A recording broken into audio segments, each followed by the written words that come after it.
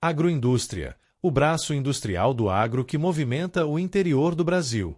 O Brasil é reconhecido mundialmente como o terceiro maior produtor de alimentos, e isso, logicamente, está ligado ao meio da agricultura empresarial, também chamado de agronegócio.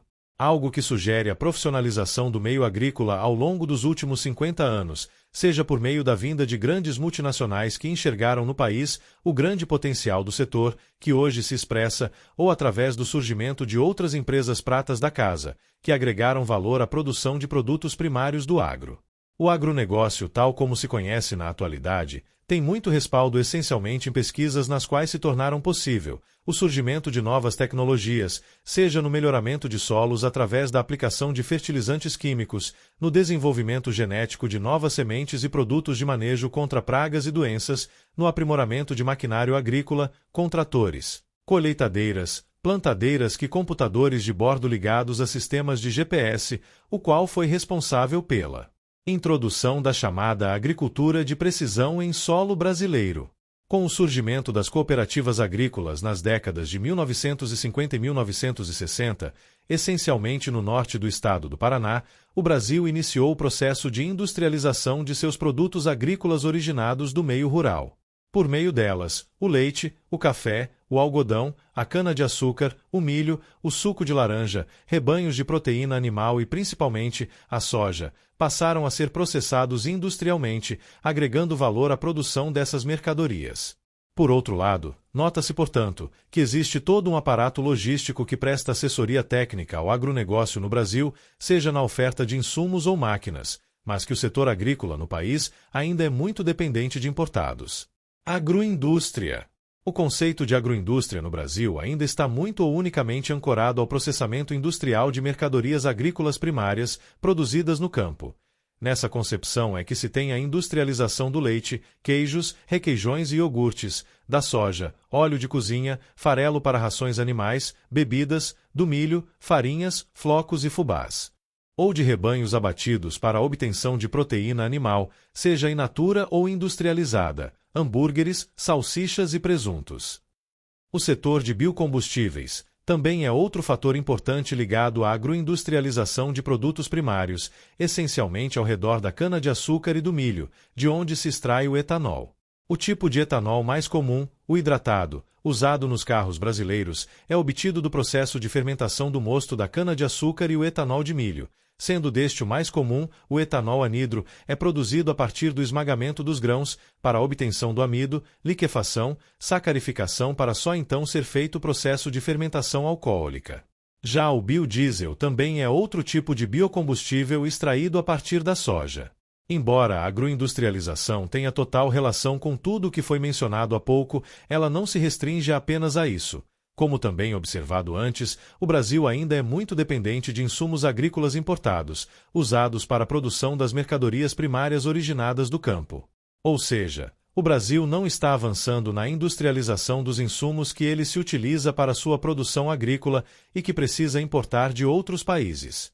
A indústria de agroquímicos tais como fertilizantes nitrogenados é o grande desafio nacional nesse setor, tendo em vista que o país importa cerca de 85% desse tipo de insumo, usado para o melhoramento de solos e o aumento na produção de grãos.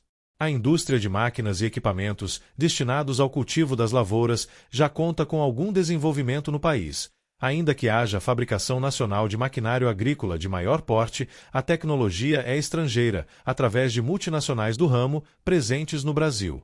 Poucas empresas genuinamente brasileiras participam desse mercado e que também o faz, de modo muito limitado, seja por meio de implementos agrícolas ou maquinário de apoio, tais como pulverizadores, tratores e principalmente colheitadeiras de fabricação brasileira própria, ainda são muito restritas.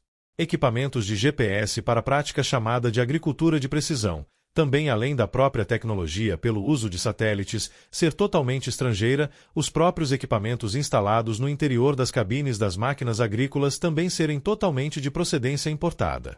No desenvolvimento de novas cultivares, nenhuma empresa privada nacional concorre com multinacionais como a alemã Bayer, detentora na marca de sementes de soja transgênica intacta, desde que adquiriu a Monsanto junto a todo o seu portfólio de produtos em 2018.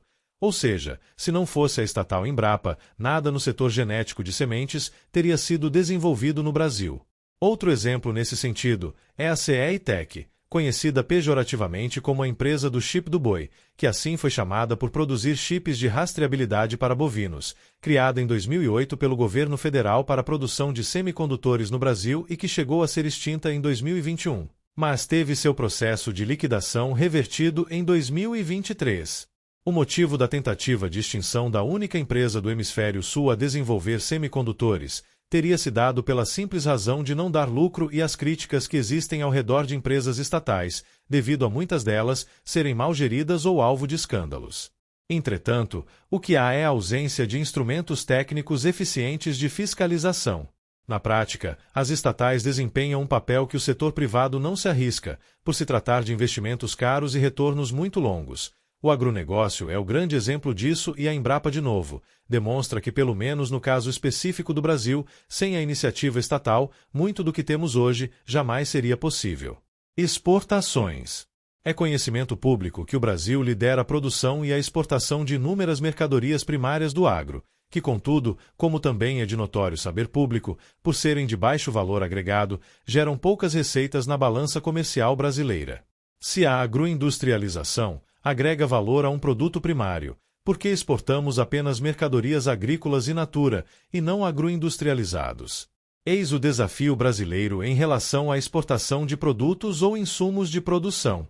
No primeiro caso, pode ainda ser influência da política industrial brasileira que vigorou entre as décadas de 1940 e 1980, chamada de substituição de importações, onde a preocupação era industrializar no Brasil tudo aquilo que era importado ou comprado de outros países. O curioso é que na questão do segundo caso, de insumos ou equipamentos que o Brasil ainda importa para o assessoramento do agro, a não ser naquilo que o país timidamente já domina no setor de máquinas agrícolas, mas que ainda está distante da tecnologia de ponta já controlada por empresas de outros países, principalmente os Estados Unidos. Mas é no setor de etanol onde o Brasil mais se faz didático no exemplo prático sobre como é complicado ao país agregar valor às suas exportações agroindustriais e que se reflete na situação do modelo de negócios pelo qual se firma as usinas produtoras no país.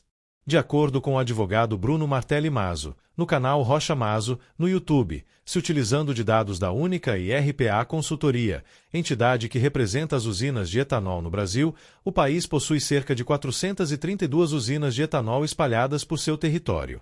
Ele menciona a crise que se abate no setor de etanol de cana-de-açúcar, com destaque para a Raízen, joint venture entre a brasileira Cosan e a anglo-holandesa Shell, que vive uma de suas fases mais sensíveis.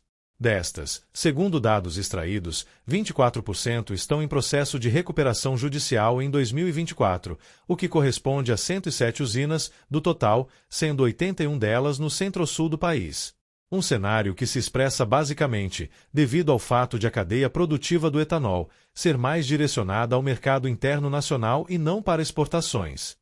Por outro lado, no mesmo vídeo, Mazo expõe o lado promissor do negócio, através das usinas que produzem etanol à base de milho e que estão vivendo uma excelente fase, colocando o Brasil como o segundo maior produtor mundial, atrás apenas dos Estados Unidos, após aumento de 40% na produção nos últimos 10 anos. Em 2025, as previsões, segundo ele, é que a produção brasileira de etanol de milho se aproxime dos 9 bilhões de litros. Outra vantagem do etanol de milho é a possibilidade de 2 safras anuais da commodity, enquanto no caso da cana-de-açúcar só é possível haver uma única safra por ano. Por isso, a tendência é que o etanol de milho ganhe cada vez mais protagonismo, até alcançar o mesmo patamar de produção do etanol à base de cana e, a partir disso, ultrapassar a produção do etanol convencional ainda produzido em maior escala nas usinas brasileiras. Bruno Mazo também traz em seu vídeo dados do presidente da UNEM, Guilherme Nolasco, entidade que representa as usinas produtoras de etanol de milho, prevendo dobrar a produção para 16 bilhões de litros até 2032. Outro fator importante citado é que o farelo residual do esmagamento de milho para a produção de etanol pode ser direcionado também para a produção de ração animal. Além disso, o fato da nova legislação brasileira prever a mistura de 30% de etanol à gasolina, no caso anidro, aumenta ainda mais a demanda interna do produto, o qual o Brasil ainda importa muito dos Estados Unidos para essa finalidade. Mas nada sobre exportações de etanol foi mencionado, sendo a preocupação unicamente com o mercado interno. Enfim, o Brasil precisa traçar um plano estratégico que dê um propósito claro na agregação de valor às exportações do agro brasileiro, principalmente naqueles setores onde as vendas de mercadorias primárias direcionadas ao mercado externo são mais significativas, tais como café, soja e, de modo mais evidente, o etanol, pois demonstra ser o setor de maior potencial para a conquista de novos mercados fora do país.